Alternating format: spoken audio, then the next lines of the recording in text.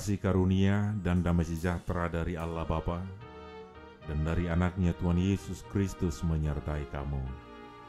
Amin.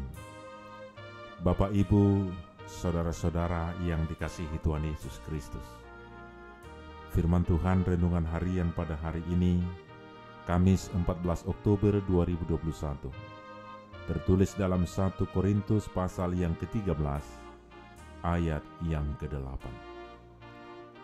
Kasih tidak berkesudahan, nubuat akan berakhir, bahasa roh akan berhenti, pengetahuan akan lenyap.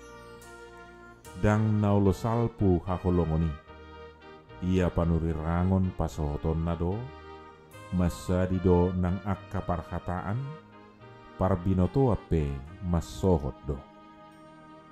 Demikian firman Tuhan.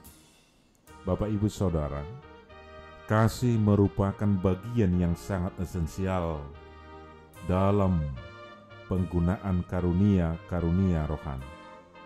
Tanpa kasih, semua talenta dan karunia roh akan kehilangan makna yang sebenarnya.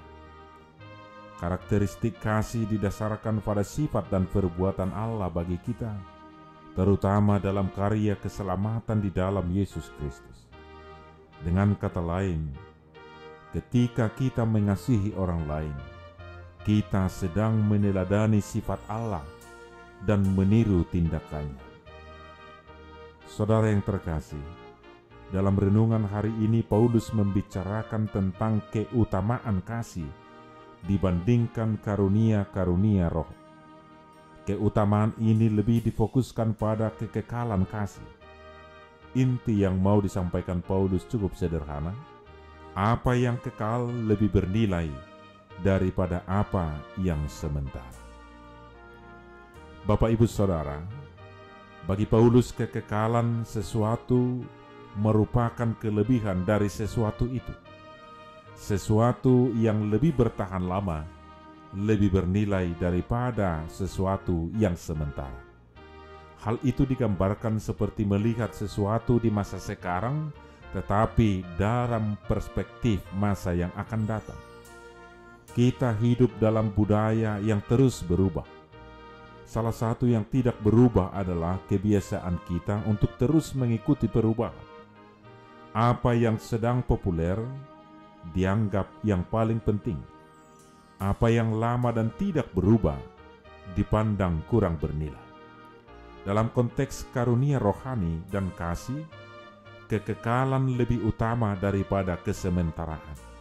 Maka kasih itu lebih penting dibandingkan karunia rohani, karena kasih bersifat kekal. Bapak, Ibu, Saudara, nas ini merupakan teguran bagi jemaat Korintus yang sering membanggakan pengetahuan mereka. Mereka menganggap diri sudah dewasa secara rohani, tetapi kenyataan justru sebagai bayi-bayi rohani yang masih duniawi. Karunia-karunia roh bukan tujuan akhir kekristenan. Semua karunia rohani diberikan Allah untuk membawa manfaat bagi umat Allah pada zaman ini. Paulus tidak menentang karunia-karunia rohani. Ia hanya ingin meletakkan semuanya itu pada posisi yang semestinya. Bapak, Ibu, Saudara, karunia rohani dan pengetahuan bermanfaat pada masa kini untuk mengarahkan dan mempersiapkan kita memasuki kekekalan. Menurut Paulus, kasih jauh lebih unggul daripada karunia yang spektakuler sekalipun, dari pengetahuan orang yang seluas dan sepintar apapun.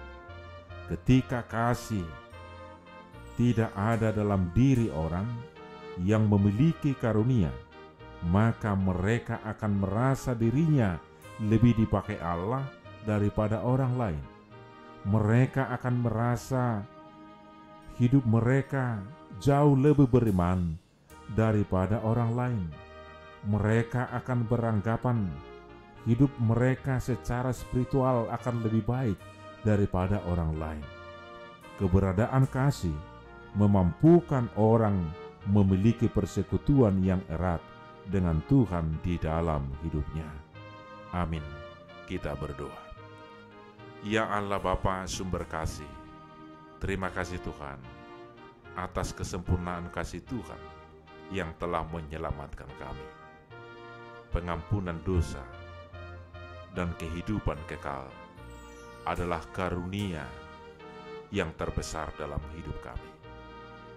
Sekalipun banyak karunia-karunia yang Tuhan berikan, bahwa kasih di atas segalanya, biarlah kami ya Tuhan boleh hidup di dalam kasih sebagai orang-orang yang telah menerima kasih daripada Tuhan, supaya kami sampai kepada kekekalan oleh karena kasih Tuhan, keselamatan dan kehidupan yang kekal.